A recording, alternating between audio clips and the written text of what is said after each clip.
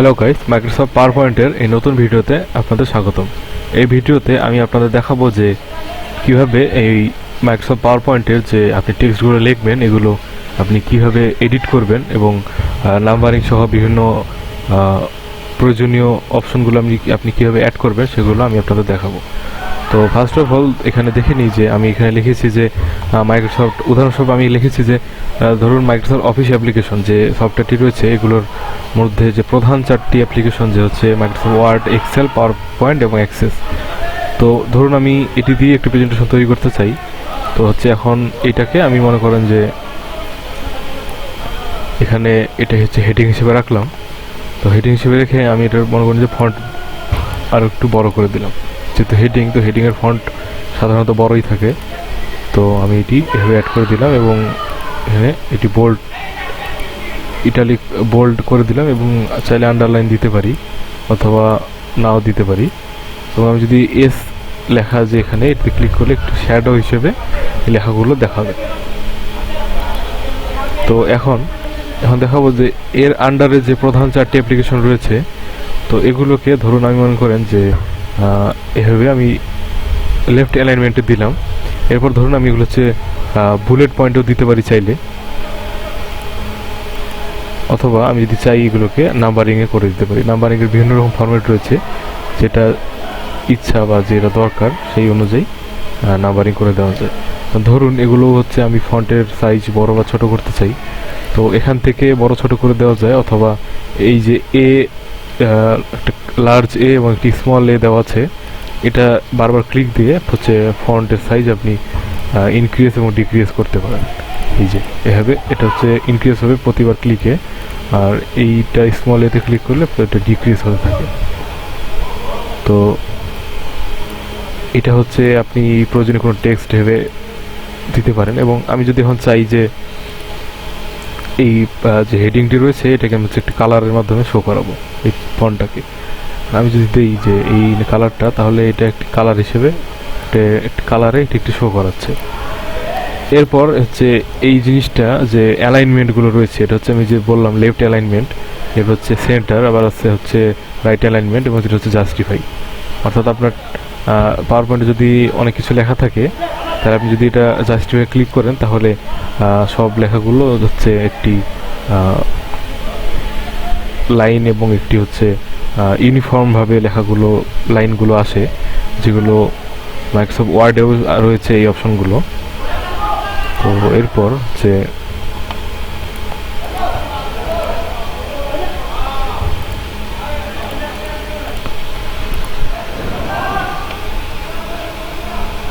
এরপর আসি হচ্ছে এই অপশনটিতে, এটা হচ্ছে ক্যারেক্টার স্পেসিং। অর্থাৎ এখন এই যে এই ক্যারেক্টারগুলো রয়েছে এগুলো আপনি হচ্ছে স্পেস কীভাবে রাখতে চান সেগুলো হচ্ছে এটার অপশন।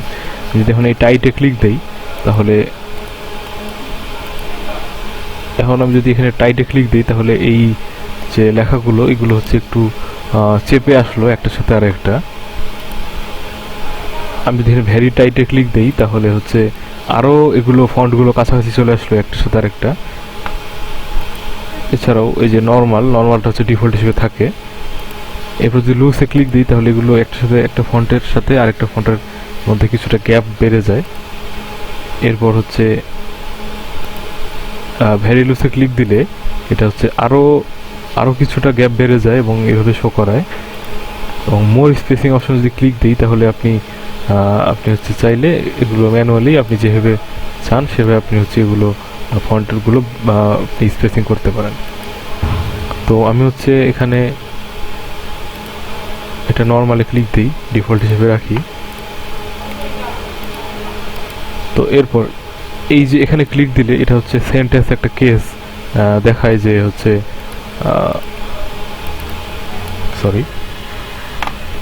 এখানে ক্লিক দিলে হচ্ছে এই যে লোয়ার কেসে যদি ক্লিক দিই তাহলে এই সবগুলো একটি লোয়ার কেসে চলে আসে।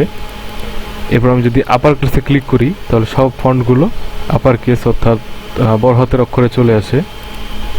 এবং ক্যাপিটালাইজ ইচ ওয়ার্ড, এটা যদি ক্লিক করি তাহলে প্রতিটা ওয়ার্ডের প্রথম যে অক্ষরগুলো রয়েছে এই অক্ষরগুলো সব বড় হাতের ক্যাপিটাল ওয়ার্ডে চলে আসে। এবং টগল কেস এখানে যদি ক্লিক দিই তাহলে এটি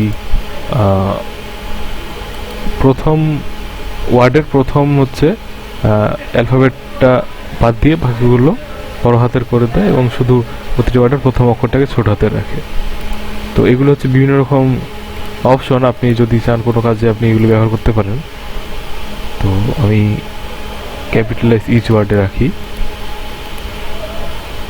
এরপর আসি হচ্ছে এখানে যে লাইন স্পেসিং অপশনটা, সেখানে লাইন স্পেসিংয়ে ক্লিক করলে এই যে একটা লাইনের সাথে আরেকটা লাইন, এই লাইনগুলোর মধ্যে যে গ্যাপ, এটা হচ্ছে লাইন স্পেসিং।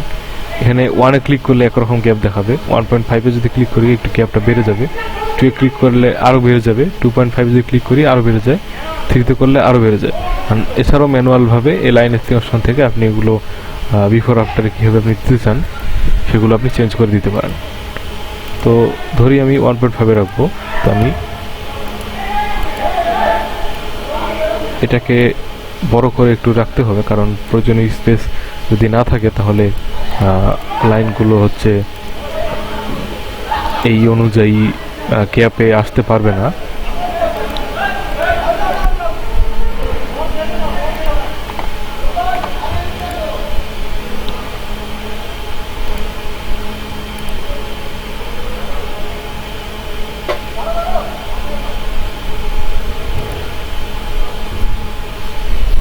এরপর সে হচ্ছে টেক্সট ডিরেকশনে আমি যদি ক্লিক দিই কোনো একটি, এই যে টেক্সট বক্সকে ক্লিক করা অবস্থায় আমি যদি টেক্সট ডিরেকশনে ক্লিক দিই, তাহলে এটা আমি কি অ্যালাইনমেন্টে রাখতে যাচ্ছি সেটা হচ্ছে এখান দিয়ে এটা সিলেক্ট করে দেওয়া যায়। এখন এই যে এখানে একটি রিভিউ একটি আছে, তো এটার আমি যদি এখানে রোটেট অল টেক্সট 90 ডিগ্রি দিই তাহলে এটা হচ্ছে রিমুভ, এভাবে হচ্ছে এটা রোটেট হয়ে যাবে।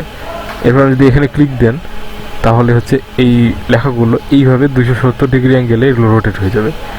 এবং এভাবে এটাতে ক্লিক করলে হচ্ছে প্রতিটা ওয়ার্ডের প্রতিটা যে অ্যালফাবেটগুলো রয়েছে এগুলো একটার সাথে একটা নিচে চলে আসে।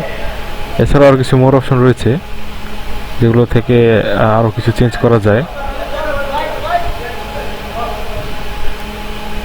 এরপর রয়েছে অ্যালাইন টেস্টে ক্লিক করলে অ্যালাইন টেস্টের যে অপশনগুলো এগুলি হচ্ছে যে আপনার যে টেক্সট বক্সটি রয়েছে এই টেক্সট বক্সের হচ্ছে এই লাইনগুলো আপনি কি অ্যালাইনে রাখতে চান। অর্থাৎ আমি এটা আপনাকে দেখাবো, তার আগে আমি একটু এটা হচ্ছে লাইন স্পেসিংটা কমাই দিই, তাহলে হচ্ছে বুঝতে সুবিধা হবে। যে এখন অ্যালাইন টেস্টে ক্লিক দিয়ে এটা হচ্ছে টপ, অর্থাৎ আমার যে টেক্সট বক্সটি রয়েছে এটির টপ থেকে লাইনগুলো শুরু হবে। এবার যদি মিডিলে ক্লিক দিই তাহলে যে এটি টেক্সট বক্সের মিডিলে চলে আসে। এবার আমি যদি বটমে ক্লিক দিই তাহলে এই যে টেক্সট বক্সের নিচের দিক থেকে এই লাইনগুলো শুরু হয়। তো এই অ্যালাইন টেক্সটের কাজ হচ্ছে এটা।